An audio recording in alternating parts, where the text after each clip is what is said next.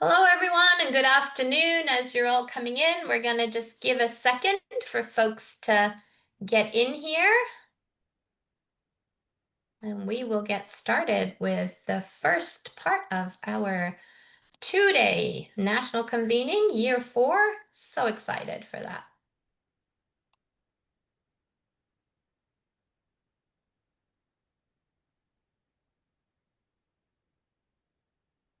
Okay, well, I think I'll just get started with housekeeping as people are coming in. So, welcome. I'm going to turn it over to our Executive Director of NDI, Thomas Foley, in a couple of minutes to give us a formal welcome. But just a few housekeeping things quickly. I'm Nikki Powis with the National Disability Institute. And just letting you know that captions can be accessed by clicking that CC button that's at the bottom of your Zoom screen. You can also access the captions in both English or Spanish via stream text by clicking the link that is in the chat box. So if you pop over to the chat box, if you need those Zoom links, they should be right there for you. This panel discussion, you're welcome to pin the ASL interpreters so they remain in the first video screen throughout the presentation for you. We will be using the ASL interpretation pane throughout the remainder of the convening. So just letting you know, this one is a little bit different from the others. And please note too, the interpreters will switch off through the presentation, so they will be switching off as needed. If you have questions for the presenters during the session, please put them in the Q&A box. You've got both the chat and the Q&A box, and we will try and get to as many as we can, but we really don't want those questions in the chat box because there's going to be a lot of stuff happening there, people chatting and making comments and things, and so we want to not lose your questions. They're very important to us. We want to be able to respond, so please, questions in the Q&A box. And so that's the way to use it. Certainly you can use chat to connect, to talk to other people, say hi, let us know where you're from, things like that, but use that Q&A box. If you have any technical difficulties or you cannot click on the live chat button in the menu bar and use the technical support chat room, if you're unable to use the chat or the Q&A box, please email us at info, I-N-F-O, at disability, small business, all one word, .org. So again, that is info at disabilitysmallbusiness.org for assistance. And someone is in the wings there ready to help you if you have any issues. So happy to have everybody here. This is so exciting. This is the largest number of registrants we've ever had in our 4 years. So we're super excited about that. We have a great agenda for you over the next 2 days. So with that, I'm going to turn it over to our wonderful Executive Director of the National Disability Institute, Thomas Foley, and he is going to do our official welcome. So over to you, Tom. All right. Thanks, Nikki. Thanks so much. And thanks for everybody for being here today. Again, Nikki mentioned my name's Thomas Foley. I am NDI's Executive Director. For those of you who aren't super familiar with us, National Disability Institute is the first and only national disability organization that works exclusively on issues of financial and economic inclusion. And obviously, small business development entrepreneurship is a huge piece of that. We are celebrating our 20th anniversary this year, and we're really excited to be here. We are also a disability-led organization. I'm completely blind, and 40% of the folks that work at NDI identify as being a person with a disability. I just want to take a moment and thank all of you for being here. This is our 4th annual convening, and as Nikki mentioned, we've had the highest registration ever, so we're super excited about that. So congratulations to the small business team, Nikki, Caroline, Lexi, Ruth, Laura. You guys have just done a great job, not only this year, but really building this into a must-see event. I also want to thank today's funders, Airbnb, Verizon Digital Ready, and the VR Development Group for the continuing education credits. Very much appreciated. But I want to thank everybody who made this happen. Entrepreneurs with disabilities, entrepreneur supporting organizations, everyone who's sharing their expertise, their knowledge, their story, their successes, and sometimes even more importantly, their challenges. It's important that we all get to hear from one another and understand both the opportunities and the challenges of being small business owners. For the next couple of days, we're going to bring people with disabilities, entrepreneur supporting organizations, policymakers, financial institutions, funders, to all learn from one another and take our business to the next level. We're going to talk about topics like funding, marketing, AI, and building generational wealth for people with disabilities. Lastly, thank you to all of you for being here today. If you're a person with a disability, thank you for sharing your experience and your story.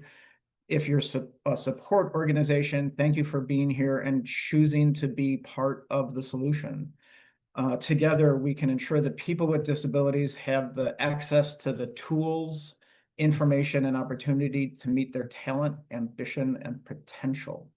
And speaking of talent, I want to introduce Rosemarie Philip, organizational development and consultant and founder of Life Well Loved. Rosemarie, over to you.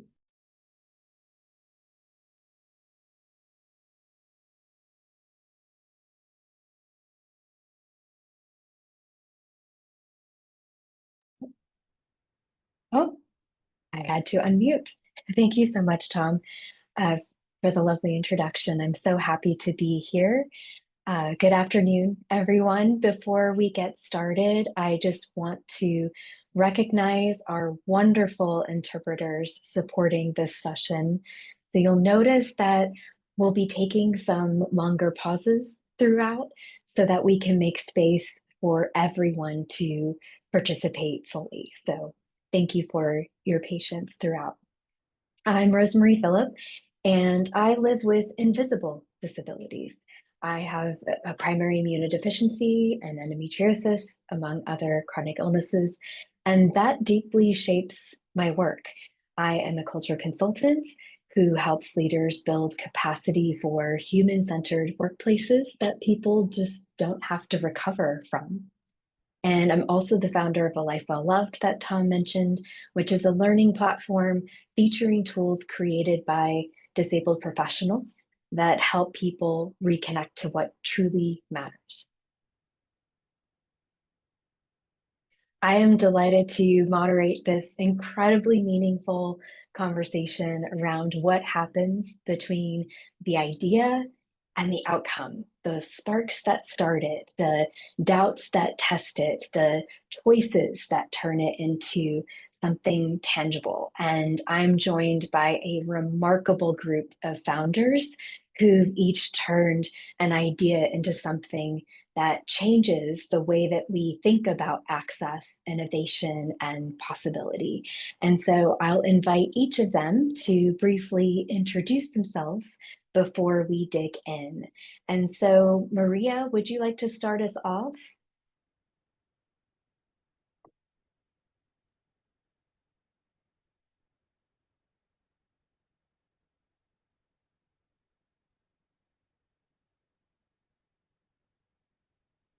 Maria, if you don't mind putting your camera on.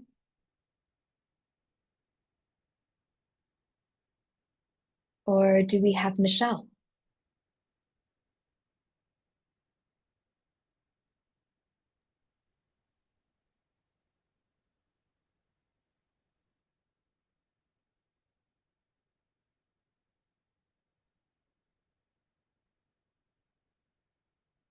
If any of our panelists are available.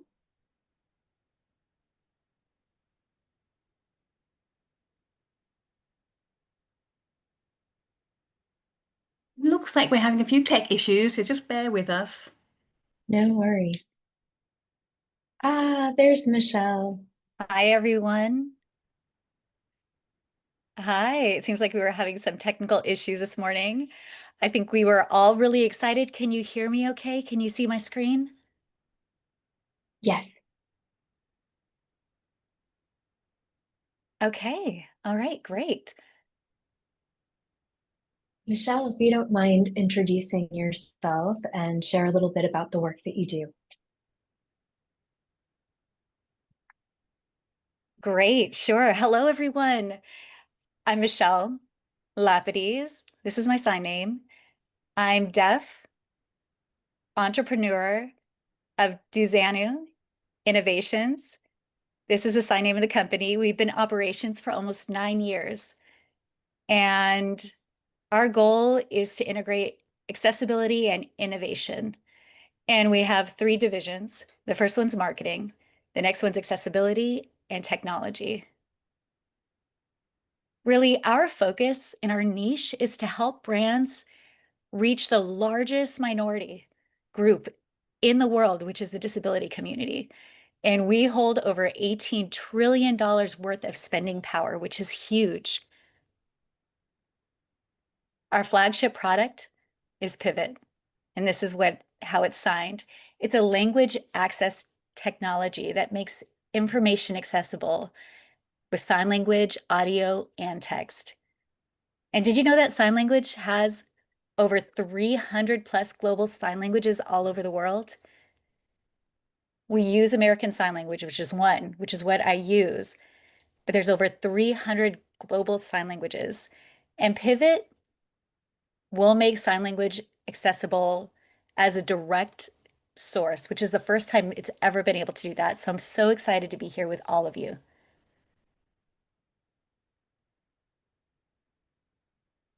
Wonderful. Thank you so much, Michelle. And can Maria join us on video as well? She's having some tech issues. So she said that she would restart. So maybe you could start the conversation with Michelle, and then hopefully Maria can Absolutely. join us when she can make it work for her. No worries. And has Jason joined us? He has not. Okay, no worries. All right. Well, Michelle, I love having this conversation with you. Every day, every idea starts as a moment, sometimes a need, sometimes a why not. So, what sparked your business idea and what made you take that first step? And if you don't mind coming back on camera, Michelle.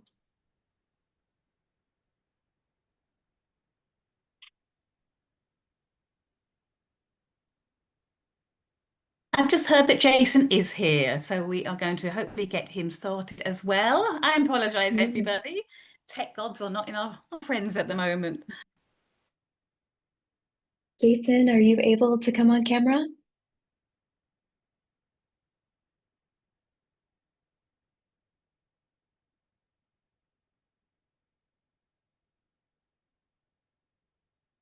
We'll just wait until we can get our panelists in view.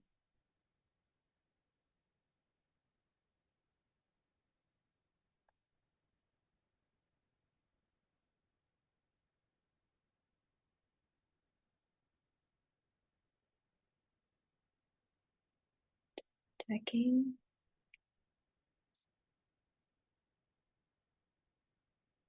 Looks like Jason's now joining. Perfect. Can you see me? Jason, yes, Hello. welcome. How are you? I'm wonderful. How are Excellent. you? Thanks for having me today. Yes, if you don't mind just introducing yourself and a little bit about what you do, that would be great. Sure, my name is Jason Miller. Everyone calls me Jay Paschall professionally. You can call me Jay. I am the owner of Paschall Access Solutions. We are access technology solutions company for the state of Pennsylvania with the OVR system. When I say access solutions, we cover a wide range of access technology softwares and hardwares. We also own, or I'm also the president of Paschall Community Services, where we will be developing smart, accessible housing for the blind, low vision, and senior communities. Truly access solutions for the blind community. And thanks for having me once again. That's fantastic, Jason. Thank you. And I believe Maria should be in. And hopefully, yes, Wonderful. I can see her. We had some tech Yay. issues, but I made it. Wonderful. Welcome, Maria. If you don't mind sharing a little bit about yourself and what you do, that would be great. Yes. Hi, I am Maria Chapman.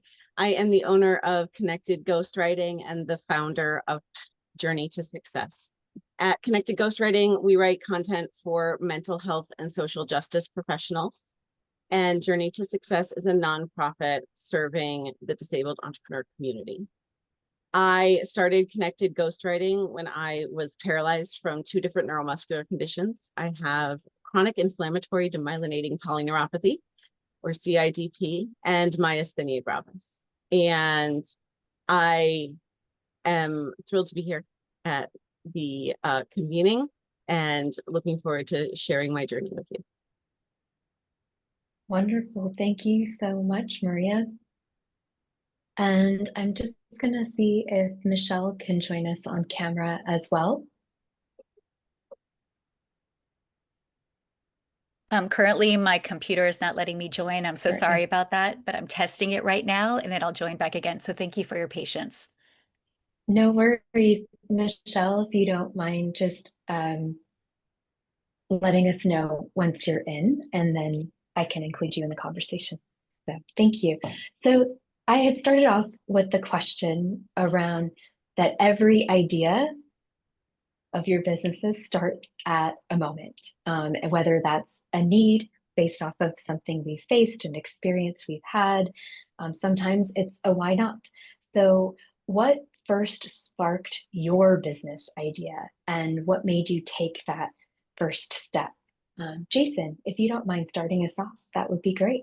Excellent. So my first step into the business world occurred as an access technology specialist. That word specialist refers to universally everything. And I began to do so much training for so many people, so many corporations. I joined the CAP program with the federal government, as a blind male flying around by myself, the United States. The company that I was working for really wasn't feeding me and doing right by my growth. And so, I thought to myself, I can do this on my own. I'm basically teaching and creating curriculum for this company. Why don't I just do this on my own? I can start small, and then hopefully I'll get some contracts with states and such. And that's exactly what I did. I found a need for better training for the low vision and blind. And I'm a talker. I'm a trainer, so I'm a talker anyway. So I can really relate to people. I use the same software that my blind clients and low vision clients use. I teach an array of operating systems, devices, and so forth. And the way I train, I really understand people. I know how to do retentional training, reinforcement training. There's all types of training that you can do as a professional trainer. And my first organization really didn't supply the growth. So I sought the growth on my own. I educated myself through various free courses and paid courses. I had a lust, a need for learning access technology in all aspects. So that's what I did. I saw an opening in how I can make it better in access technology training and in the solution arena in general. And so that's what we did. I love that you just experienced that need and just said, I can do it. Yeah. Why not? Right? That's right. Maria, do you mind sharing? And thank you, Michelle. I'm so glad that you're on with us as well. But Maria, if you don't mind kind of sharing what sparked your idea. Sure. I wish I had some big moment of inspiration, but really it was needs-based. I lost my teaching career when I was paralyzed. The school district I was working for said that accommodating me was an undue hardship, and I was dismissed on the basis of disability. When I started applying for jobs, I would get an offer, and then when I disclosed my need for accommodations and a day off each week for infusions, the offers were often rescinded. And so after trying that for a bit, I looked at this little freelance writing that I was doing on the side to keep my brain busy while I was going through all the rehab I needed. And I said, well, let me see what I can do here. And so I really started building my own portfolio, and finding the niche of mental health was easy because I started my education career in the mental health sector. And then once I had one client, I got referrals to other clients, and it snowballed from there. When my first client asked me to write their book, I said yes without knowing how. And then I hired a coach to teach me how to do that, who runs a successful ghostwriting business. And so I paid someone to tell me their secrets, and then I used all their secrets. But I will also say that for me, the trick was really finding something that I was good at, that was flexible because of the chronic illnesses that I deal with, and that other people don't really like to do. So the people that I write for are typically people with amazing ideas, inspiring stories, who just can't wrap the words up in a pretty package, whether it's because they don't have the time or the expertise or the time to gain the expertise, right? And so finding something that I was good at that other people weren't was a really important step there, I think. I love that. The tie-in of not just the need because of accommodations lacking for you, right? And being able to have access to work that would fit your needs. But then I love that said yes without knowing how and figuring it out along the way, right? That's really beautiful. Michelle, do you mind sharing what kind of sparked your idea for your business? Yes, really. Maria's comment, I relate and resonate so much with that. You know, I always say yes before knowing how to do it. You know, it's just one of those things. You say yes to these opportunities, and then you go ahead and you figure out how to do it. I think that's the best way to step forward as an entrepreneur. So I can definitely relate to your comments. Thank you.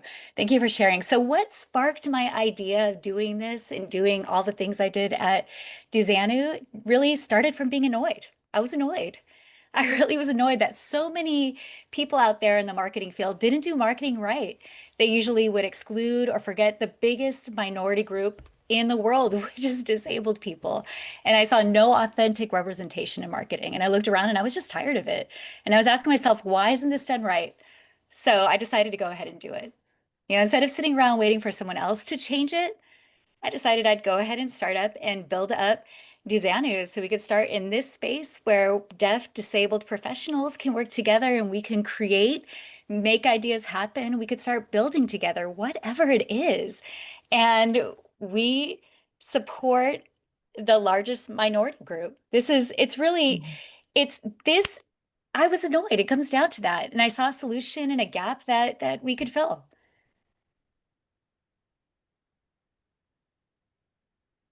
I love that you're sensing the greater need of this entire community. And that's a beautiful transition into my next question, which is around how people talk a lot about access and access solutions.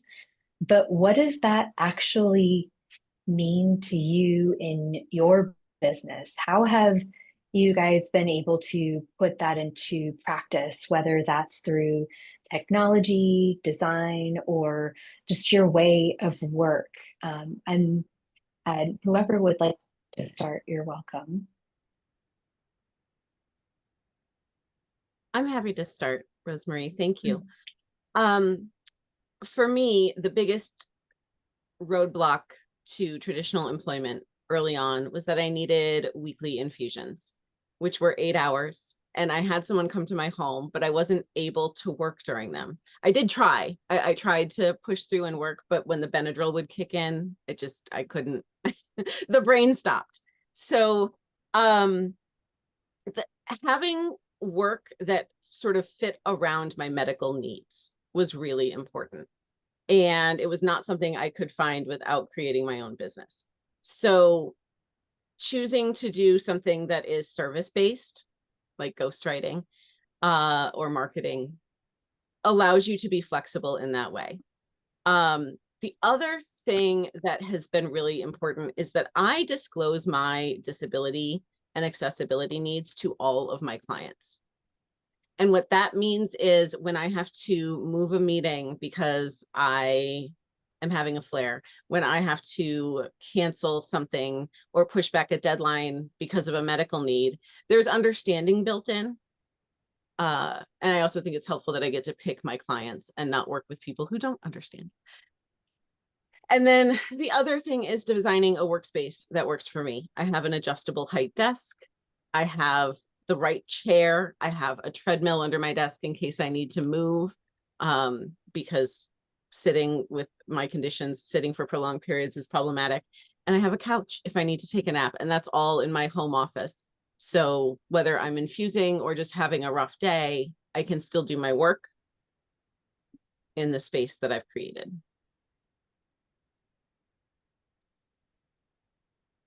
That's wonderful, Maria. Yeah, there is a freedom in being able to express our disability right up front and just be our whole person. And so that is definitely an asset to doing the work that we do. So thank you. Jason, what about you? Can you talk to us Okay. a little bit about how you've put that into practice, access for you? Sure. Being blind, one of the main things was being labeled blind and all of the expectations, you know, we're looked at as not intelligent, we're looked at as not able. I never looked at myself as disabled. I looked at myself and I look at myself as highly able. I look at the greater world as disabled because many times they don't have the perplexity to understand who we are and what we offer. To sit back and listen to someone is to understand them. Good friend of mine, Jermaine Wade, said, the only thing in the way for you is the way. Meaning you're blocking yourself from even understanding the way. When it pertains to access solutions, opposite of solution is error. In training, I accept errors. I accept faults because through errors and faults, we find solutions. And through mistakes, you get better. A common denominator of excellence is failure. Because the more times you fail, if you have the courage to keep going on, you achieve. Business is about failing and achieving, creating the solutions.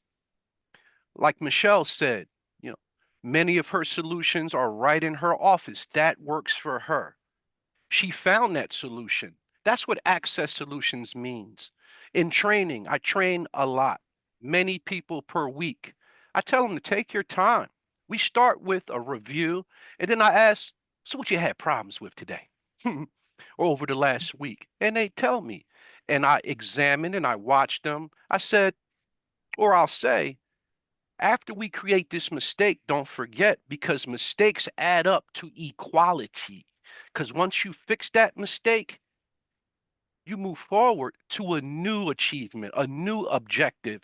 And this is the way we train. Access solutions is finding a customized solution in anything and everything you do, especially in business. As disabled persons, we have to learn how to adapt. We have to learn how to shape shift. We have to learn how to advocate and be strong in everything we do. And that's what has made me. And that's why everyone who gets trained by me, they love me. They become part of my family because I've been through those dark days. I've been through those medium days, and I've also seen good days. I'm here for it all. So access solutions means to create a better way for yourself, but also remember, just because your legs might not move the same, or you may not be able to see that Lamborghini, you're not disabled. You are fully able, but you need to convert your specialty into what works for you. Access solutions. Thank you. Thank you, Jason. It was so powerful hearing the world is disabled. That really hit my heart. Thank you. Thank you. For sharing that, and just your message around acceptance of just imperfections and just what makes us human, right?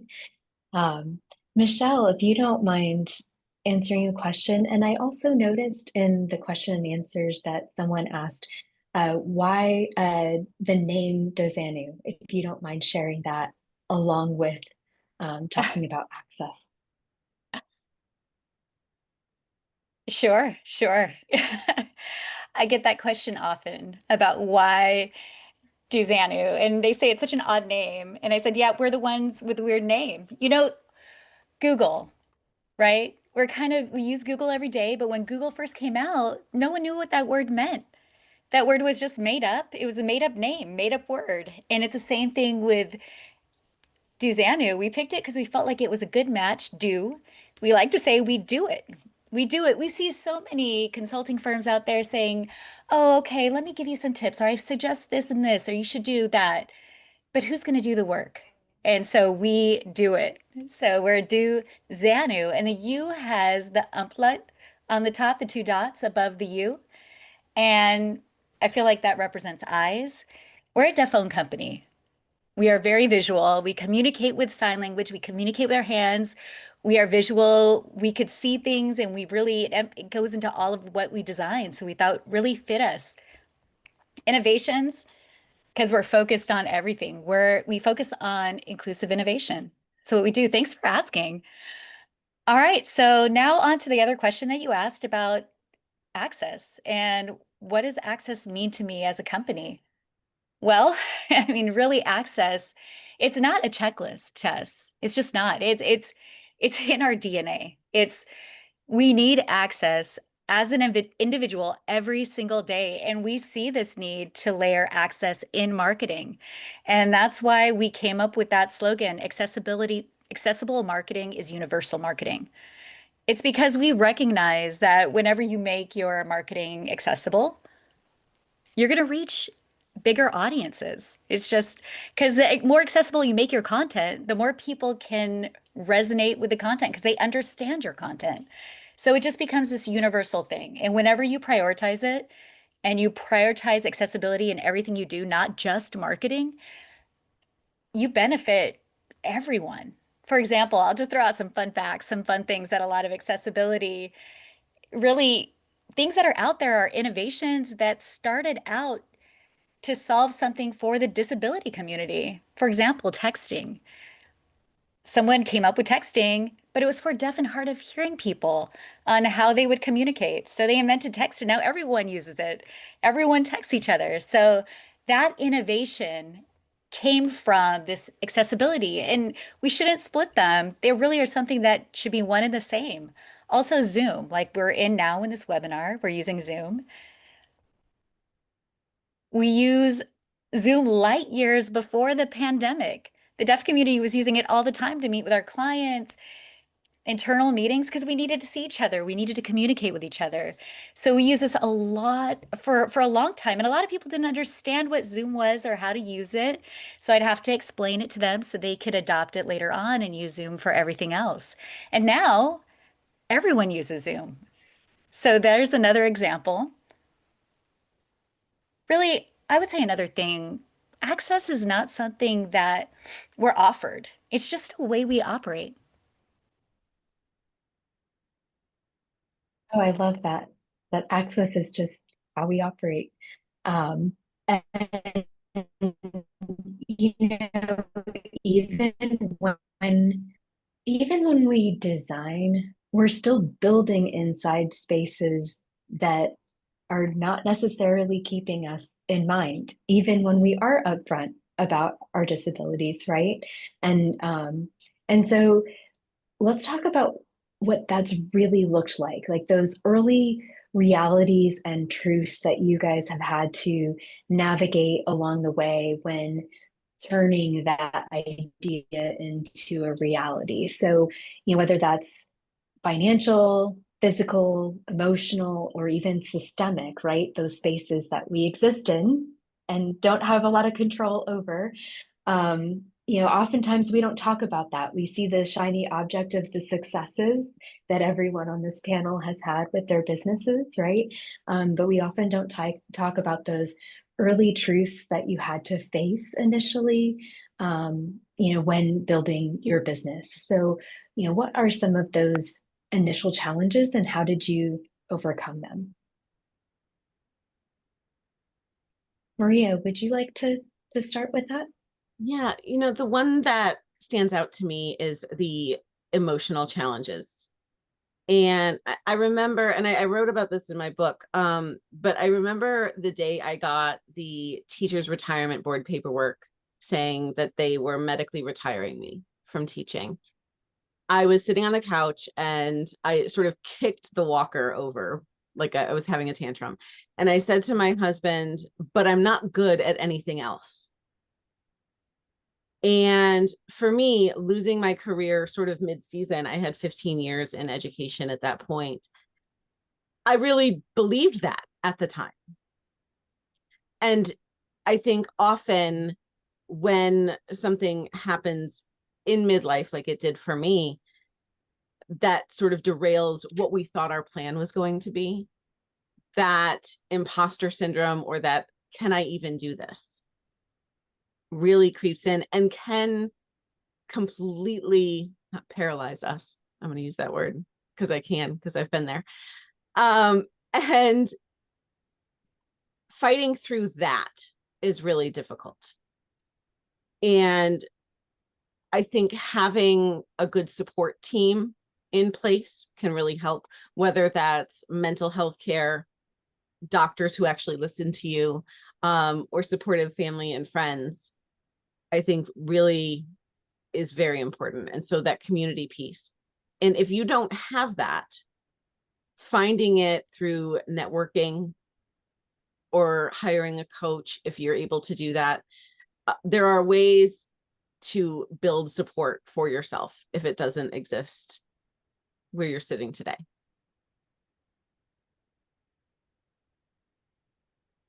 That self-talk, right, can really get in the way, and not from anyone else, coming from inside us. That's a really difficult challenge. And I'm so glad that you were able to have built that community of support to really help you be able to move forward and create the awesome business that you have today in your book.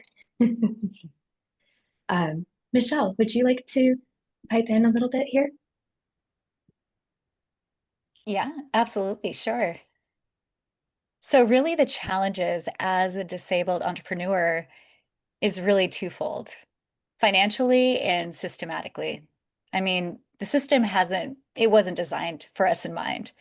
And we as disabled deaf entrepreneurs have to navigate this world that wasn't built or designed for us to navigate in, And it really comes down to the interpreter cost. It's a lot. It's a big financial burden. And as I'm deaf, I communicate in American Sign Language. That's what I'm communicating in now, ASL.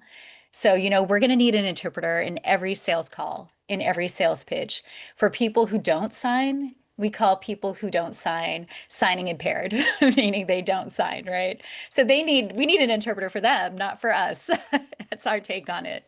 And so we have to consider that financial burden of getting an interpreter in every single call. Whenever I try to get a client, I have to think about that. So the financial burden is there. For example, conferences. You know, you want to go to networking events, you're showing up at all these conferences. Showing up is so important, right? It's the key to being visible, getting clients, people buying into you as an entrepreneur as you show up. And when you show up, I have to keep in the back of my mind that, hey, I'm going to have to get an interpreter. I'm going to have to communicate with people. I have to first contact the conference organizer, to see if they have an interpreter set up. If not, I have to let them know they're required to provide an interpreter. I have to do advocacy work in there, and that's exhausting. It really is. But I know that there's power in showing up. At the end of the day, you show up, you're visible, you have those connections, and that's where the magic happens. And so you have to keep going. And myself, as a deaf disabled entrepreneur, what I would say is be prepared to be able to financially fund the accessibility needs that you have. And at dozanü, we're a service provider. We understand that responsibility. And we're here to offer accessibility accommodations for our clients because we're a service provider. So in that, using that framework and that lens, I feel like that should apply to everyone else.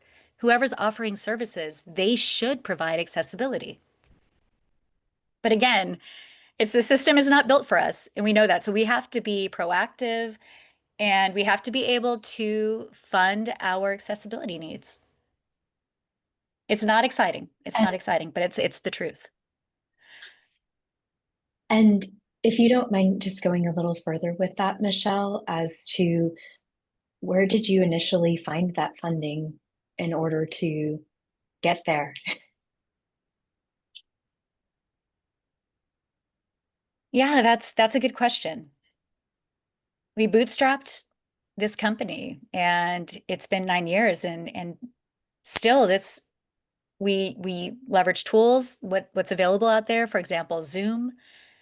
We use social media to network, to get clients within the community who speak my language, or we network through emails that don't require a live or a video conversation. We use video relay services.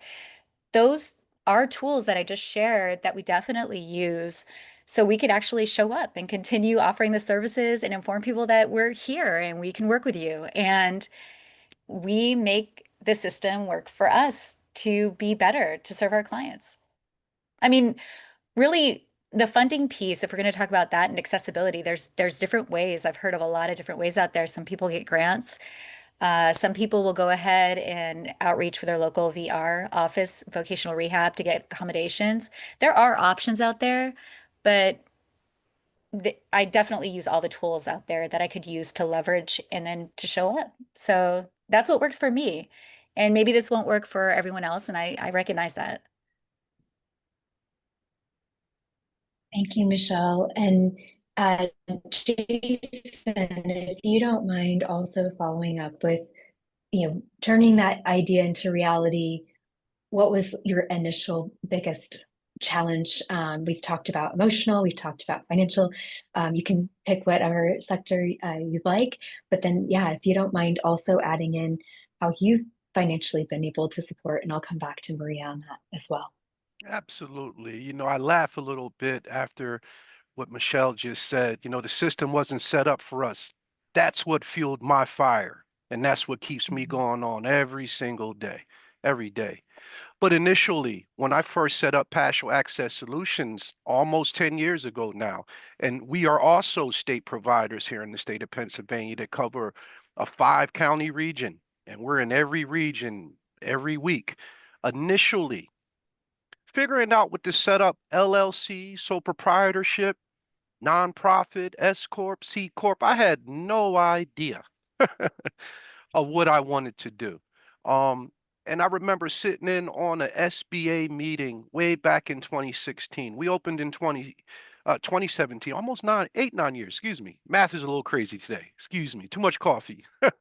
But I sat in on an SBA meeting and I really understood the differences between a sole proprietorship for a disabled person versus a LLC. I did a lot of research on it, and we became a sole proprietorship. Financially, it was difficult. Okay, I did a lot of savings because I pre-planned opening up Paschall Access Solutions almost 3 years. And so when I was working as the director at my formal company, I was saving every paycheck. I have 2 kids. I had a son and a daughter at that time. I was a younger guy. I'm not that old now, but I was younger then. And I have 6 grandchildren now. I'm very proud. But when I was younger, it was hard to save up. It was hard, but I pushed forward my dream because I knew this is what I wanted to do. And so I put a little bit to the side here and there, and I looked at a company to establish my business for me, my sole proprietorship. They wanted too much money. And so actually, I went to LegalZoom and I set up my company by myself using JAWS, job access with speech. That's the real meaning. Really setting up a company using JAWS through Zoom, LegalZoom, is where I started. And I believe it was only less than $500 at that time. And here we are today. And that also shows our dedication to that Access Solutions bit. In 2017, I had enough skill to navigate HTML, ARIA controls, form controls to the point where I was really good at it. We did a lot of curriculum development for Verizon Corporate. We were instrumental in placing a lot of blind and low vision people in Verizon across the country as customer service representatives. I developed that curriculum for their proprietary system.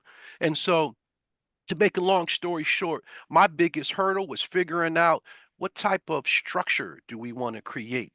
And then once my structure was created, we did a lot of business organizational structure. My businesses ran to a T. We cross all T's and dot every I's. For instance, any document you have in your business, it should only take you 5 minutes to locate that document. Your archiving system should be excellent. We push these points across our business administrators and everyone that works for us. And so just keeping good details. I also learned that in Small Business of America sessions. I went to a lot of SBA sessions, and they also taught me about the diversity business enterprise, tax deductions for my business. I'm a blind Black man. I'm a minority in America, tax deductions. I'm in a hub zone, tax deductions. So I had to figure out what all of these names meant and then execute. And so today, through all that research, through not knowing and then having to buckle down and learn, it really benefited us as a minority, disabled, blind business. And I can give a lot of credit to SBA for that. I didn't use OVR. When I first set up my business, I was coming out of the Business Enterprises program, Big J's Cafe at the Scranton State Office Building. I left that program and went back into access technology training. And then a few years later, we opened up my business. So that's the story of my hurdle. LLC, sole proprietorship, nonprofit, which way do you want to go? And we ultimately went sole proprietorship. So thank you. Thank you, Jason. This is such a wealth of information on this panel because we all have such different experiences when we first started off. But it sounds like I'm even seeing in the chat the financial piece is such a big hurdle that that folks are facing right now. Maria, do you want to add anything on that piece? Yeah, and speaking to financial hurdles, at Journey to Success, one of the things we do is help people navigate this. And we're a baby organization. So I'm coaching 3 folks right now, and access to capital is something that they bring up as a real problem.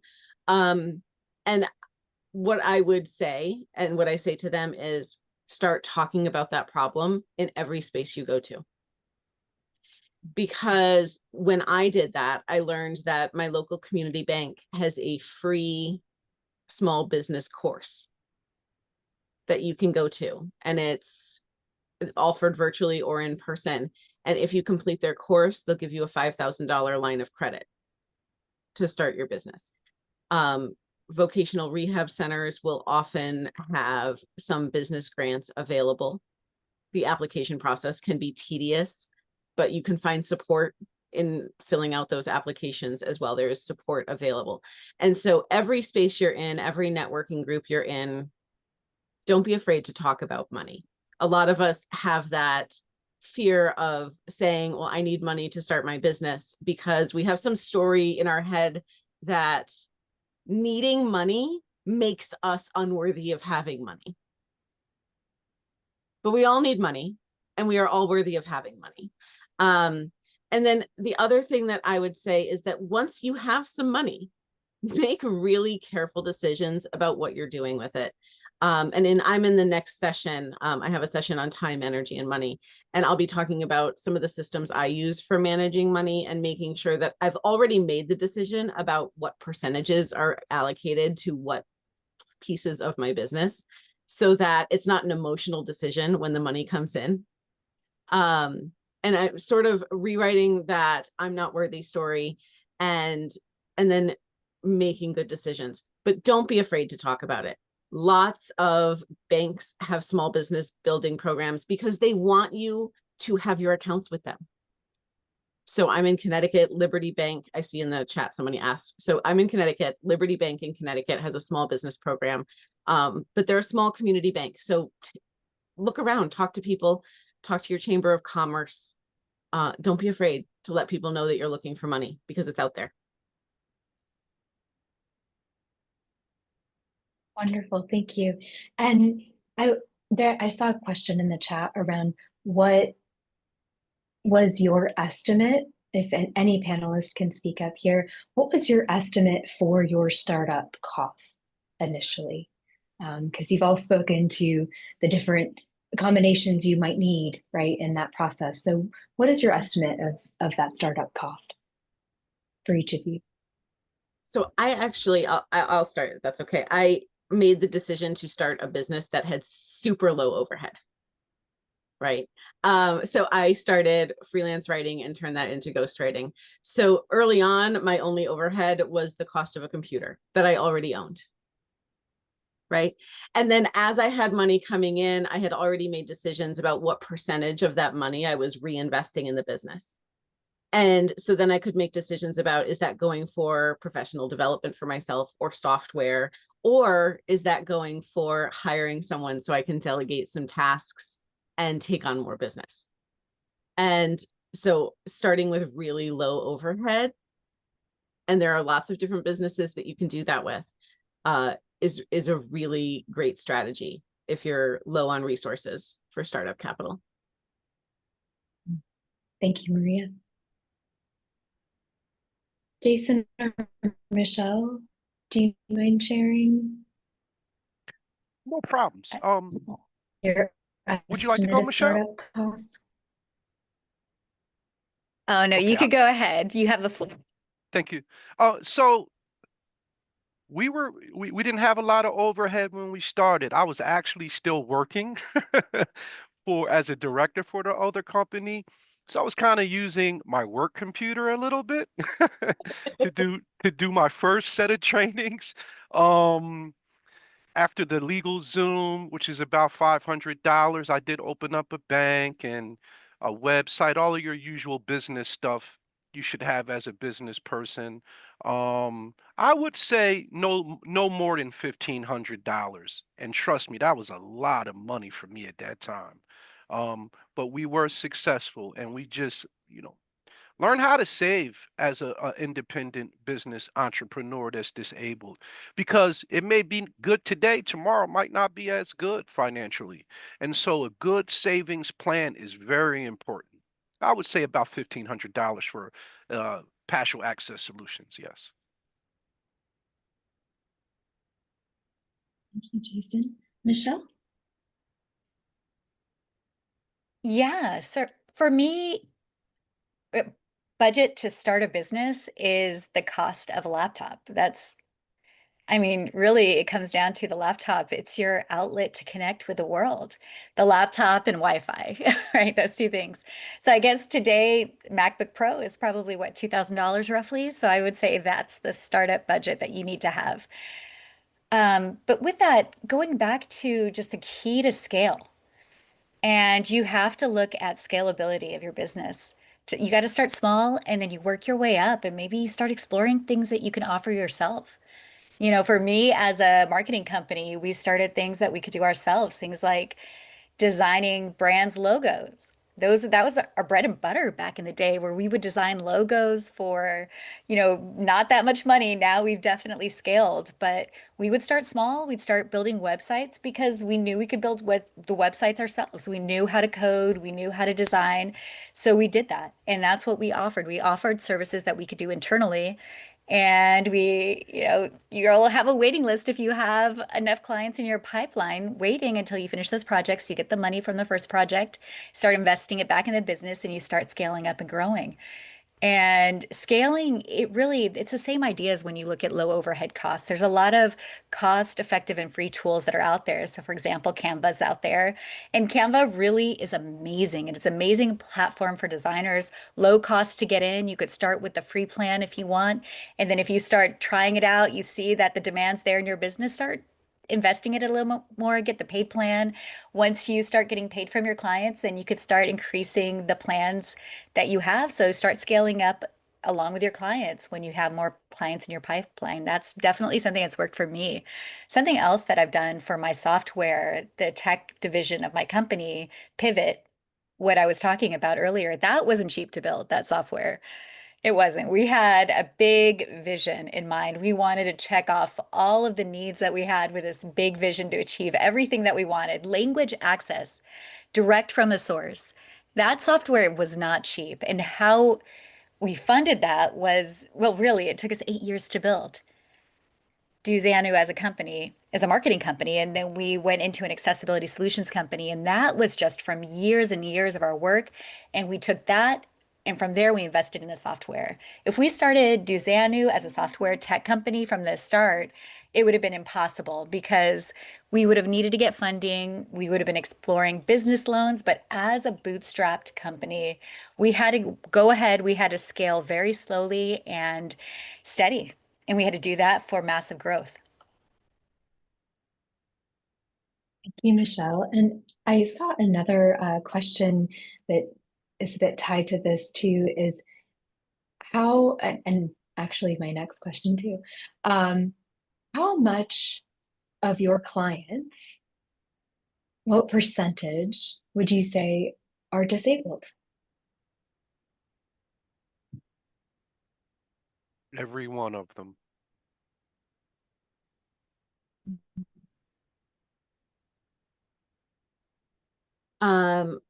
Ghostwriting is a business where I don't have tons of clients, because I don't need tons of clients to keep my business running.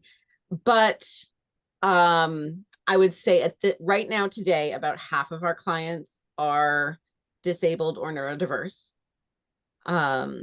And I've actually had several clients with dyslexia who use our services to help write their content, write their books, because that's something that they struggle with. But the other population I work with a lot are folks for whom English is a second language. And Michelle, what percentage would you say of your clients are disabled? So can everyone see me now? It seems like my picture was frozen for a bit. It seems like I'm okay now though, right? Hello everyone, again. All right, yeah, that's good. Good, thank you. All right, it's a really interesting question. I would say we did serve the community 100% of the time, our community when we first started, because of accessibility. So, you know, we served my community who were able to speak in my language, and so it was full service, you know.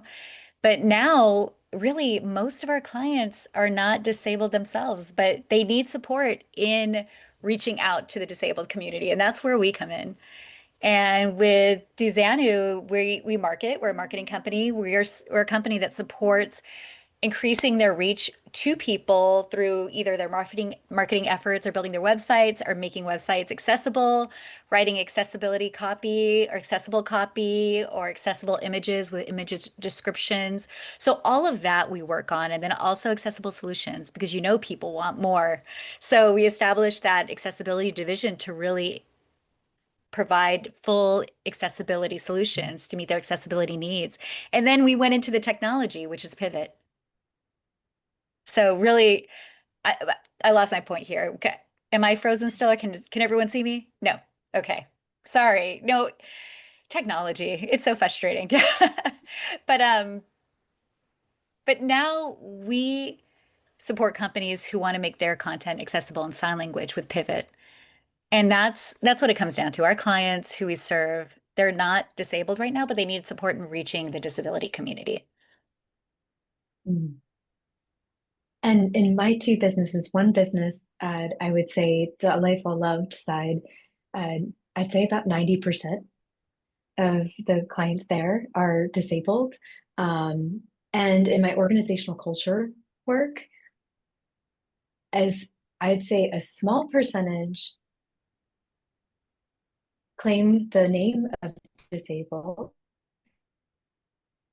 I would say a large percentage disabled because I think, there's a disability. And so the more that I have been upfront about my disability in my organizational culture work, the more I uncover how much of my clients actually in that side of the business, they come forward and ask questions and start claiming that too. So it's really a beautiful process along the way. But when we think about designing our businesses to fit the work that we do and fit our disabilities, instead of what's been normalized in everyday business. I know that Maria, you already mentioned a few of the things that you do in your workspace to help with flexibility and things like that. Are there any other things you would like to, any of you would like to shout out, just really help to make that business work for you instead of against your disability?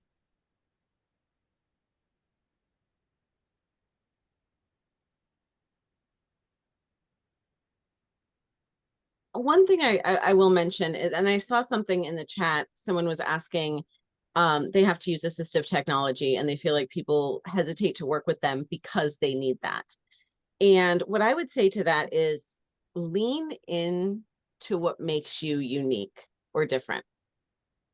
And so if you need assistive technology, put that front and center on your website.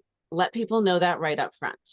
Because what that will help you do is attract the folks that want to work with you. And also it'll turn off the people that you don't want to be working with anyway. They'll self-select out. So if you have something that you see as a roadblock, try leaning into it and put it front and center. And it might just draw the right kind of people to you. That's a great point. I would like to add in on that. Years ago, as an access technology specialist going into corporate 50, corporate 100 buildings, I saw the same thing. And my director and my mentor said, listen, Jason, don't fit in with them. They should be fitting in with you. You're protected by ADA. You're here for reasonable accommodations. You're a professional. You walk and you talk just like them. You just don't have any vision. But your skill set far exceeds theirs in many areas. So don't spend your time wondering about how you can fit in with them. You worry about how they can fit in with you because you're there for a reason. And you're also there to represent a community of professional blind people. And there's a lot of talk in the community when the blind people get hired in corporate areas because we have JAWS or NVDA. Yeah, my screen speaks. That's right. And maybe I'll wear a headphones or something, but I'm proud of that. We should stop being less confident about our disability and be more confident in our ability. I said earlier, I don't look at the world the same as other disabled people. The world is disabled. They have hangups. They got to figure out how to speak to us, how to talk to us. To me, that's just weird. I'm human. Hello, how are you? And so once you start breaking that ice and letting people know that you are human, you're touchable, you cry, you laugh, you jump, you run. We're the same. We both bleed red. I'm just here. I need a little bit of assistive technology to get me to point Z from point A.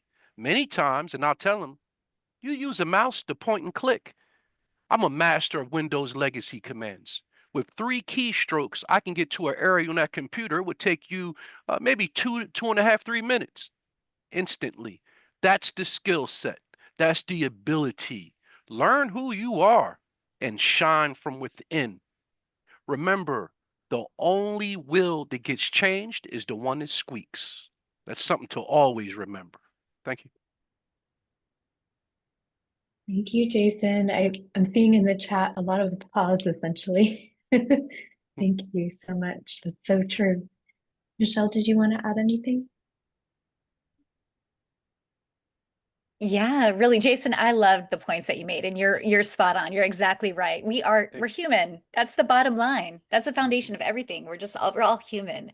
And I agree with you. I think there's one thing that, we're built different at dozanü because we are visually based. That's our strengths. Our team it's made up of all deaf, disabled women, just by accident. It just happened that way. We're built that culture where we understand and we speak our lingo, and we have a lot of conversations on Slack. And so we have our fun ways that we can get together. We use slang, we use ASL slang in English, and we all get it. We use ASL grammar to communicate to each other in Slack. It's just fun. It's just a fun, unique cultural experience that I think most of our time our team says, oh, working at dozanü just feels special because we just feel like we're seen. And it's amazing. This is what a work environment can feel like to be around deaf disabled women. And I'm so proud to be able to build that culture. And it's so important for me, just as a human too, as a deaf disabled woman, just feeling included, feeling invited, feeling there and feeling understood, because I think it's so important when we do what we love to do and we'll feel comfortable in our own cultural space. Phenomenal work will happen from that. And I wanted to build that culture where everyone just felt seen. And so we could do great work for our clients. It's awesome. That's how we Love built our it. culture. I love it. That's the beauty of having our own business, is we get to create that culture, right? So I just have two Yeah. last Can I- questions. And so I'm going Could to ask I- each. Oh, Could yes. I have something to add? I'm so sorry to interrupt. Really, Yes. my video and everything has been freezing up on me. So but I wanted to add too, as dozanü, we're a marketing company and we do a lot of visual work. So things like video work, websites, we do website design and design in general, and it's amazing. And we giving feedback in ASL is phenomenal because I could explain it in a 3D space. So I use my hands and the poor interpreter to interpret that what I just signed. But giving feedback in ASL is so visual. So it's so spatial and it's so easy for us to give each other feedback rather than having to explain it in English or written language. And it's so fascinating because you start thinking, deaf people, disabled people should be the leaders in this visual media industry. We are actually speaking in the language that's already spatial. And so it's just it's an amazing way that we can use our disability to our advantage to do our job better because we speak in that language.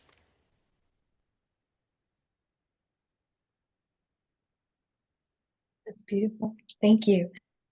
So I just have two final questions. So if we can do just a brief round robin, essentially, and for each of these questions. But the first one is for anyone who's sitting here as a participant thinking, can I really do this? Right? They're at that point of making that decision. Can I really do this? What's one lesson or action that helped you truly turn possibility into reality? If you don't mind, I'll start because I have to jump off and get to my next session. But I would say find someone who's done what you want to do. And either study them if you can't afford to hire them, or see if you can hire them to be a mentor or a support or a coach for you. I can't advocate for that enough. Hiring a coach is what helped me become profitable within a year.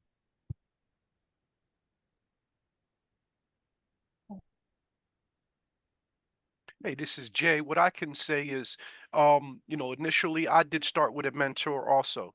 And I did partner with other access technology organizations and learned how to form my environment here at Paschall Access Solutions.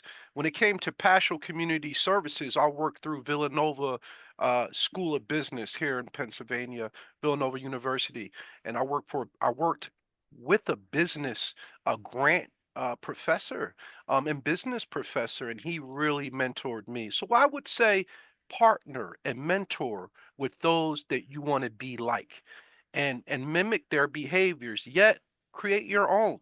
Stand on the shoulders of giants and create your own atmosphere. That's what we did. I love it. Michelle?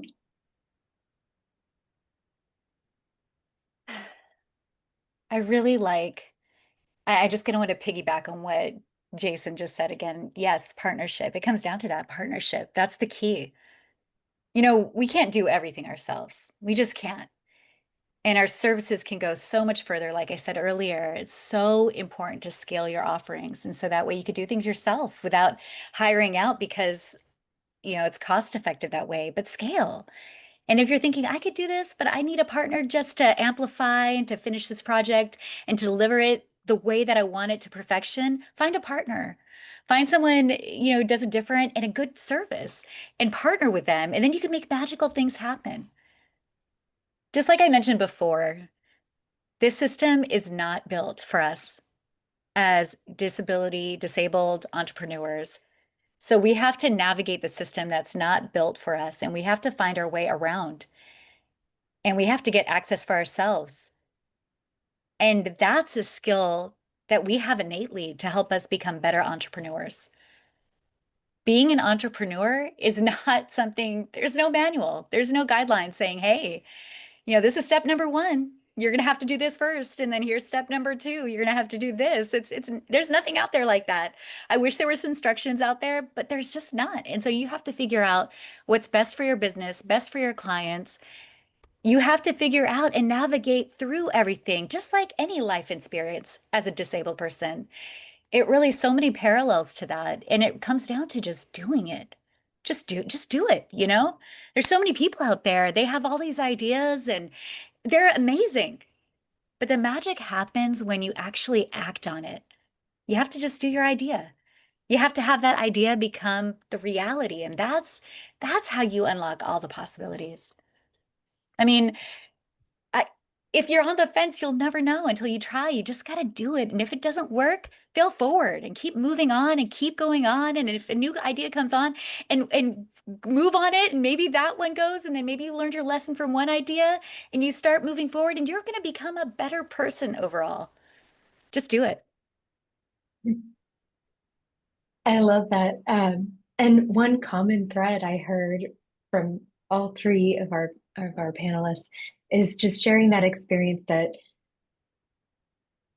possibility is not a solo act. It's something that we all build together, right? And so, considering all the people that we have in the audience, we have those who are disabled, we have allies, we have, government agencies, all kinds of folks are on this session right now. What's one way that we can help make possibility more reachable for everyone? Jason, would you like to start? Can you repeat that one more time? Yes. Possibility is something that we build together, right? And so what's You're frozen, one Rosemarie. way that we can help make possibility more reachable for everyone. Oh no, I'm can you hear sorry. me? Think the stream Can was you kind. Yeah, hear I think me the stream now? was kind of C3PO. Yes, I can. No worries. So I just was saying that we build possibility together. And so what's one way that we can help make possibility more reachable for everyone? Okay, so joining seminars like NDI, and getting the message out there for those that want to see a better day, that have an idea for a business. I'm also the vice president for Ivy, um, the independent vision impaired entrepreneur with the American Council of the Blind. My life has been dedicated to business and mentoring those that come after me to be business people. I would say if you are able and you have a successful business as a disabled person, reach out to others if they need help. Everybody listening, my email is jay at accessiblepass, like a football, .net. J@accessiblepass.net. I'm approachable. You can speak to me. I've been where you are. One thing about being a leader is not being afraid to come off of your perch and remember where you started, because someone's there also. And I love to see people excel. I love to see people become successful. It makes me feel good. I know I did something right. Okay. And so, once again, if anybody listening here, if you need a mentor, you need someone to help you with business, creative ideas, you email me and you will get a response, because that is the core of Paschall Access Solutions. You know, if we create a community of blind, disabled, hearing impaired, other disabilities, if we create our community the right way, we'll be able to reach back into the darkness, the darkness, and bring people into the light. And that is metaphorically, of course, because I'm vision impaired. But just think about that. Pull those out of the darkness into the light. That is very righteous. And that is growth. And I learned that through the years. It's not just about me, it's about what I can do for others. I'm at that level now. How can I help you be better? What do you need? You have a business idea? Well, let's talk about it. All business ideas are not great. If it doesn't make money, if it doesn't make dollars, it doesn't make sense. Think about that. And so when creating a business, there's a lot of parameters. But for those that are entrepreneurs already, help those that need a helping hand. Because I guarantee someone helped you. Thank you. Well, that's wonderful, Jason. Thank you so much. And I'm just going to ask Michelle if you have any final words you would like to share before we close out. Absolutely. Yes. It's so hard to top, Jay. Really, you're great. You're so inspiring, and thank you. God I feel bless you. so pumped after this. So one thing I just want to throw out there is build it and they will come. All right. And what I mean by this is if you start building accessibility in your events or whatever you offer, you're going to have a line of people coming out the door. For example, this webinar right now by NDI, incredible. There's interpreters there. It's accessible. Everything's been communicated so clear in their marketing materials. They advertise that there's going to have captioning and interpreters. And we have the largest attendance ever today for this event because it's accessible and because you were aware of this, because NDI made sure that it was known that this event is accessible. That's the key. If you make your information accessible, people will come. Great job. Thank you. Great job. Absolutely. Ooh. It truly has been such an honor to be alongside each of you. Oh my goodness.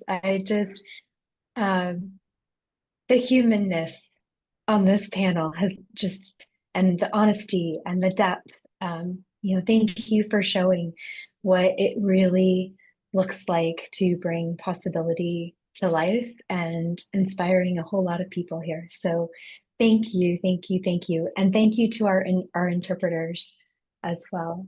And I see Nikki is here. Yes, thank you. And thank you so much, Rosemarie, Jason, Michelle, Maria. It was truly inspiring. And there are so many more questions in the Q&A. I think we could go for another hour. But unfortunately, we have a whole wonderful program. We will keep those Q&A questions and see if we can sort of send out an FAQ or something at the end. But I do believe that every single one of the panelists has their contact information that was put into the chat.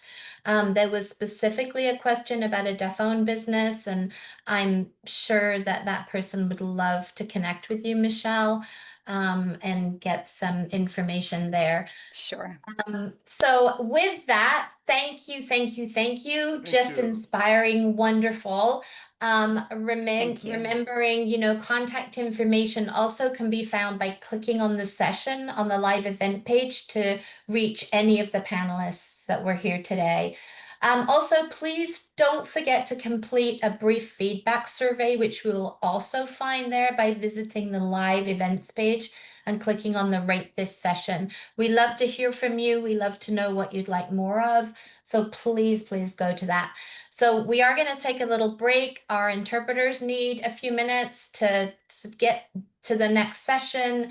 And, you'll be able to get to the next session of your choice by clicking join 2 minutes before the session starts. So while you wait for that, remember we have those exhibit booths that are so beneficial with so many resources, and some of the questions that came up, you can go there and see some of those resources and get some of those questions answered. You can access that by clicking on the exhibit hall button. And you can also find out more about our sponsors. There's a lot of resources also that you can download from the resources tab, including a comprehensive entrepreneurial guide to help you start and grow your business, and a virtual accessibility guide. So if those are of interest to you, again, you may get some of your questions answered by going to those resources and looking into that. A couple more things, Verizon Digital Ready, there's a booth there. They have a wealth of wonderful things if you sign up for that. And we're also trying to promote the Fed Small Business Credit Survey. If you can fill that out, it ends November 14th, but it is very unrepresented by disabled founders. And nothing changes programmatically at the federal level without really having your voices heard. So if you can fill that out as well, that would be great. But with that, I need to stop so that we can get everybody ready for the next session and the interpreters over. So we're going to